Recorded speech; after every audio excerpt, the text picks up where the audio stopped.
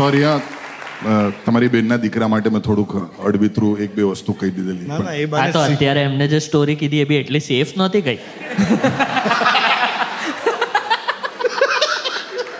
એટલે 2 વાર્તાથી નથી કહી રહ્યો. ભાઈ બહુ પણ તમારી ફિલ્મોગ્રાફીમાંથી તમારી ફેવરેટ ફિલ્મ કોઈ ચૂઝ કરવાની હોય તો આમ તો બધી ગમે જ આપણને, પણ ઓ માય ગોડ ડેફિનેટલી, કારણ કે એણે મને ઘણું બધું આપ્યું. 102 નોટ આઉટ એટલે એ પણ બહુ જ માઇલસ્ટોન ફિલ્મ કહેવાય. બિલકુલ.